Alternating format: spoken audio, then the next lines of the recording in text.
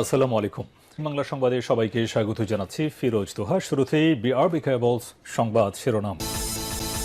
বাংলাদেশের সর্বশেষ গুরুত্বপূর্ণ আপডেট সংবাদে আপনাকে স্বাগত। শুরুতেই সংবাদ শিরোনাম, পরে বিস্তারিত। প্রথমেই জানাবো আমাদের হাতে থাকা সর্বশেষ গুরুত্বপূর্ণ সবথেকে তাজা আপডেট সংবাদ। উপসর্গে আরও 11 শিশুর মৃত্যু। দেশজুড়ে উদ্বেগজনক হারে বাড়ছে হামে আক্রান্ত শিশুর সংখ্যা। সংক্রমণের এই ঊর্ধ্বগতির মধ্যে গত 24 ঘন্টায় হামের উপসর্গ নিয়ে আরও 11 জনের মৃত্যু হয়েছে। এরই মধ্যে হামের উপসর্গ নিয়ে 7 শিশু এবং হামে আক্রান্ত হয়ে 4 শিশুর মৃত্যু হয়েছে। অন্তর্বর্তীকালীন সরকারের প্রধান উপদেষ্টা প্রফেসর ড. মোহাম্মদ ইউনূসের সময় যথাসময়ে হামের টিকা না দেওয়ায় এই ধরনের সমস্যা বাংলাদেশে হচ্ছে। আর বিএনপিও বারবার বলছে তারা টিকা দেবে, কিন্তু এখন পর্যন্ত তারা টিকা দিতে ব্যর্থ হয়েছে। এরপর জানাবো, পুলিশের কাজ দুষ্টের দমন আর শিষ্টের লালন, বললেন প্রধানমন্ত্রী। দেশের আইনশৃঙ্খলা পরিস্থিতির উন্নয়ন এবং জনগণের জানমালের নিরাপত্তা বজায় রাখা বর্তমান সরকারের সর্বোচ্চ অগ্রাধিকার উল্লেখ করে প্রধানমন্ত্রী তারেক রহমান বলেছেন, বর্তমান বিশ্বে প্রযুক্তিগত দক্ষতা সম্পন্ন একটি সুদক্ষ আধুনিক মানবিক পুলিশ বাহিনী ছাড়া জনগণের কাঙ্ক্ষিত সেবা নিশ্চিত করা কঠিন। এদিকে নিজ বাসা থেকে স্কুল শিক্ষিকার মরদেহ উদ্ধার। চট্টগ্রাম নগরের কোতোয়ালি থানাধীন দেয়ানজি পুকুরপাড় এলাকায় নিজ বাসা থেকে পলি চৌধুরী 46 নামের এক স্কুল শিক্ষিকার মরদেহ উদ্ধার করা হয়েছে। স্থানীয় জানায়, পলি চৌধুরী অবিবাহিত ছিলেন, বাসায় একাই থাকতেন। তার বাবা মারা গেছে, মা দেশের বাইরে থাকে। এবারে জানাবো, দেশের 18 অঞ্চলে সর্বোচ্চ 60 কিলোমিটার বেগে ঝড়ের পূর্বাভাস। দেশের অভ্যন্তরীণ 18টি অঞ্চলের উপর দিয়ে রাতের মধ্যে অস্থায়ীভাবে দমকা অথবা ঝড়ো হাওয়া সহ বৃষ্টি অথবা বজ্রপাত হতে পারে বলে জানিয়েছে আবহাওয়া অধিদপ্তর।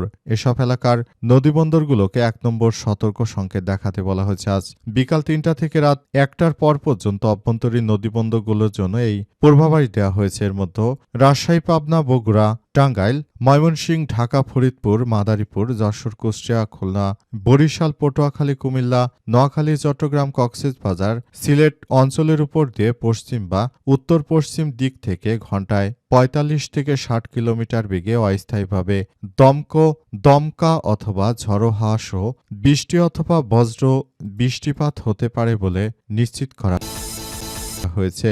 এবং সর্বশেষ জানাবো, ঢাবির নতুন প্রক্টর ইসরাফিল প্রাং। ঢাকা বিশ্ববিদ্যালয়ের গ্রাফিক্স ডিজাইন বিভাগের সহযোগী অধ্যাপক মোহাম্মদ ইসরাফিল প্রাং বিশ্ববিদ্যালয়ের নতুন ভারপ্রাপ্ত প্রক্টর হিসেবে নিয়োগ পেয়েছেন। আজ বিশ্ববিদ্যালয়ের উপাচার্য অধ্যাপক ড. এবিএম ওবায়দুল ইসলাম তাকে এই দায়িত্ব প্রদান করেন। মূলত এর আগে যারাই ছিল তারা আসলে চলে যাওয়ার পর এই সমস্যাগুলো সামনে এসেছে। প্রিয় দর্শক, এতক্ষণ শুনছিলেন সংবাদ শিরোনাম, এবারে বিস্তারিত। তবে তার আগে বন্ধুরা, অনুরোধ থাকবে এই সংবাদটিতে একটি লাইক দিন।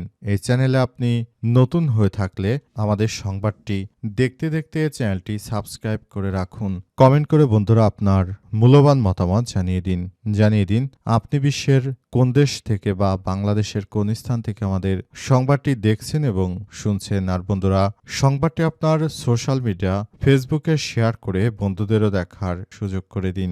গাজা যুদ্ধে আপনি যদি নিরীহ ফিলিস্তিনিদের ভালোবেসে থাকেন বন্ধুরা, কমেন্টে ইয়েস লিখে পুরো বিশ্বকে আমাদের এই তাজা আপডেট সংবাদটি জানার সুযোগ করে দিন। এবারে বিস্তারিত। হাম উপসর্গে আরও 11 শিশুর মৃত্যু। দেশজুড়ে উদ্বেগজনক হারে বাড়ছে হামের আক্রান্ত শিশুর সংখ্যা। সংক্রমণের এই ঊর্ধ্বগতির মধ্যে গত 24 ঘন্টায় হাম উপসর্গ নিয়ে আরও 11 জনের মৃত্যু হয়েছে। এরই মধ্যে হামের উপসর্গ নিয়ে 7 জন শিশু এবং হাম আক্রান্ত হয়ে 4 শিশুর মৃত্যু হয়েছে। স্বাস্থ্য অধিদপ্তরের কন্ট্রোল রুম থেকে পাঠানো এক সংবাদ বিজ্ঞপ্তিতে এই তথ্য জানানো হয়েছে। বিজ্ঞপ্তিতে বলা হয়েছে যে সর্বশেষ 24 ঘন্টায় দেশে আর 205টি শিশুর হাম শনাক্ত হয়েছে। আর হামের উপসর্গ নিয়ে হাসপাতালে ভর্তি হয়েছে 1278 জন শিশু। এনে গত 15 মার্চ থেকে এখন পর্যন্ত হামে 344 জন শিশুর মৃত্যু হয়েছে। আর হামে 65 জন শিশুর মৃত্যুর বিষয়টি নিশ্চিত করেছে স্বাস্থ্য অধিদপ্তর। স্বাস্থ্য পরিদপ্তরের তথ্য অনুযায়ী গত 24 ঘন্টায় হামে মারা যাওয়া 4 শিশুর 3 জনই ঢাকা বিভাগের, একজন বরিশাল, একজন হামের উপসর্গ নিয়ে ঢাকা বিভাগে 3 শিশুর মৃত্যু হয়েছে। এরা বাইরে 2 জন করে শিশু মৃত্যু হয়েছে সিলেট ও চট্টগ্রাম বিভাগে। স্বাস্থ্য অধিদপ্তর আরও বলছে যে সর্বশেষ 24 ঘন্টায় সারা দেশে 1503 শিশুর মধ্যে হামের উপসর্গ দেখা গেছে এবং সারা দেশ জুড়ে এখনো অনেক মানুষ হামে মারা যাচ্ছে, কিন্তু বিএনপি বারবার বলছে যে তারা অমুক তারিখে টিকা দেবে, তমুক তারিখে দেবে, কিন্তু বাস্তবতা তাদের টিকা দেশে এসেছে কিন্তু টিকা কোনো কাজে লাগছে না। এই টিকা সবাইকে একদম হতাশার মধ্যে ফেলেছে। বিএনপি এবং ডক্টর ইউনূসের এই টিকা নিয়ে দেশে মানুষকে বাঁচানো যাচ্ছে না। যদি এখন বলতে গেলে সেই আগের সরকারই তাহলে ভালো ছিল, তারা থাকতে এই ধরনের কোনো ক্রাইসিস বাংলাদেশে কখনো শোনা যায়নি। এত সরকার আসলো, পরিবর্তন হলো, এখন ব্যাংকগুলোতে টাকা পাওয়া যাচ্ছে না নিয়ে সরকারের কোনো কথাই শোনা যায় না। আবার তারা হামের উপসর্গ নিয়ে শুধু টিকা এনে টিকা দেবে নানা কথা বললেও বাস্তবতা অনেক কঠিন, কারণ তাদের কথা এখন আর কেউ বিশ্বাস করতে পারছে না। তারা যতবারই কথাগুলো বলছে সেটাকে মিথ্যাচারে রূপ দিচ্ছে তারা।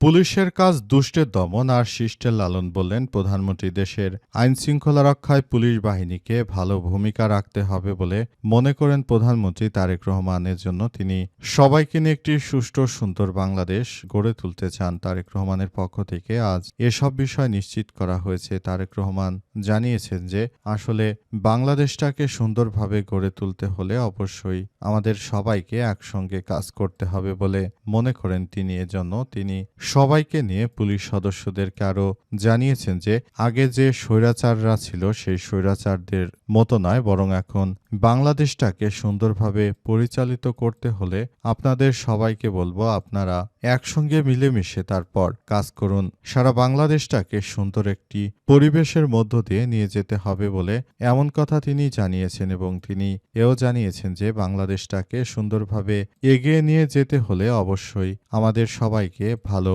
ভূমিকা পালন করতে হবে। কেউ যদি মনে করে যে আবারও তারা স্বৈরাচারদের সহযোগিতা করবে, তাহলে এটি হতে চলেছে সবার জন্য খুবই খারাপ কিছু।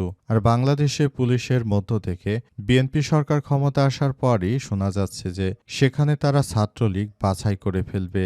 এর ফলে 50,000 পুলিশ সদস্য চাকরি থেকে ছাঁটাই হয়ে যেতে পারে বলে এমন আশঙ্কার কথা অনেকেই জানিয়েছে। যদি এভাবে অনেক মানুষ ছাত্রলীগ করার অপরাধে ছাঁটাই হয়ে যায়, সেটি সবার জন্য বড় ধরনের সমস্যার সৃষ্টি করতে পারে। কারণ এই মুহূর্তে সবাই যার যার জায়গা থেকে বলাবলি করছে যে আওয়ামী লীগের সময় শেখ হাসিনা তার নিজের লোকদেরকে শুধু চাকরিতে ঢুকিয়েছিল, সুতরাং এখন সময় এসেছে সেগুলোকে বেছে ফেলে তারপর চাকরি থেকে তাদেরকে ছাঁটাই করে দিতে হবে নতুন করে। তাই পুলিশ সদস্যদের মধ্যে এক ধরনের চরম আতঙ্ক বিরাজ করছে। শেষ পর্যন্ত কি হয় সেটি আসলে বোঝা যাচ্ছে না। নিজ বাসা থেকে স্কুল শিক্ষিকার মরদেহ উদ্ধার। চট্টগ্রামের নগরের কোতোয়ালি থানাধীন দিয়াঞ্জি পুকুরপাড় এলাকায় নিজ বাসা থেকে পলি চৌধুরী 46 নামের এক স্কুল শিক্ষিকার মরদেহ উদ্ধার করেছে পুলিশ। আজ বিকাল 3টার দিকে তার মরদেহ উদ্ধার করা হয়। স্থানীয়রা জানায় পলি চৌধুরী অবিবাহিত ছিলেন এবং বাসায় একাই থাকতেন। তার বাবা মারা গেছে এবং মা দেশের বাইরে থাকেন।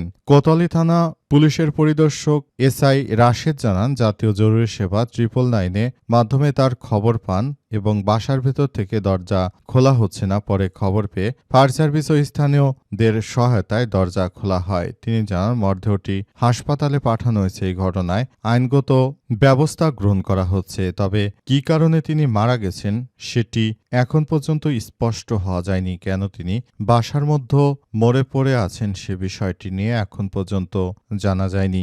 স্কুল শিক্ষিকার মরদেহ পাওয়ার ঘটনায় সবাই ওই এলাকায় চাঞ্চল্যকর পরিস্থিতির সৃষ্টি হয়েছে এবং সবাই বলাবলি করছেন হয়তো কারো সঙ্গে তার পরকীয়ার সম্পর্ক থাকতে পারে। সেখানে হয়তো তিনি ধোঁকা খেয়েছেন কারো কাছ থেকে, ওই মানুষটির কাছ থেকে তিনি ধোঁকা পেয়ে হয়তো নিজেকে আর সামলাতে পারেননি বিদায় তিনি আত্মহত্যা করতে পারেন। তবে পুলিশ জানিয়েছে বিষয়ে তদন্ত করে তারপর আইনগত ব্যবস্থা গ্রহণ করা হবে। দেশের 18 অঞ্চলে সর্বোচ্চ 60 কিলোমিটার বেগে ঝড়ের পূর্বাভাস। দেশের অভ্যন্তরীণ 18টি অঞ্চলের উপর দিয়ে রাতের মধ্যে অস্থায়ীভাবে দমকা অথবা ঝোড়ো হাওয়া বয়ে যেতে পারে বলে জানিয়েছে আবহাওয়া অধিদপ্তর। এসব এলাকার নদীবন্দরগুলোকে 1 নম্বর সতর্ক সংকেত দেখাতে বলা হয়েছে। আজ বিকাল 3টা থেকে রাত 1টা পর্যন্ত দেশের অভ্যন্তরীণ নদীবন্দরগুলোর জন্য দেয়া আবার পূর্বাভাসে এই তথ্য জানানো হয়েছে। পূর্বাভাসে বলা হয়েছে রাজশাহী, পাবনা, বগুড়া, টাঙ্গাইল, ময়মনসিংহ, ঢাকা, ফরিদপুর, মাদারীপুর, যশোর, কুষ্টিয়া, খুলনা, বরিশাল, পটুয়াখালী, কুমিল্লা, নোয়াখালী, চট্টগ্রাম ও কক্সবাজার এবং সিলেটের অঞ্চলের উপর দিয়ে পশ্চিম বা উত্তর পশ্চিম দিক থেকে ঘন্টায় ৪৫ থেকে ৬০ কিলোমিটার বেগে অস্থায়ীভাবে দমকা অথবা ঝড়ো হাওয়া, বৃষ্টি অথবা বজ্রসহ বৃষ্টি হতে পারে। এই পরিস্থিতিতে সব এলাকার নদীবন্দরগুলোকে ১ নম্বর পুনঃ সতর্ক সংকেত দেখাতে বলা হয়েছে। বিজ্ঞপ্তিতে আরও বলা হয়, ঝড়ো আবহাওয়ার কারণে নৌযানগুলোকে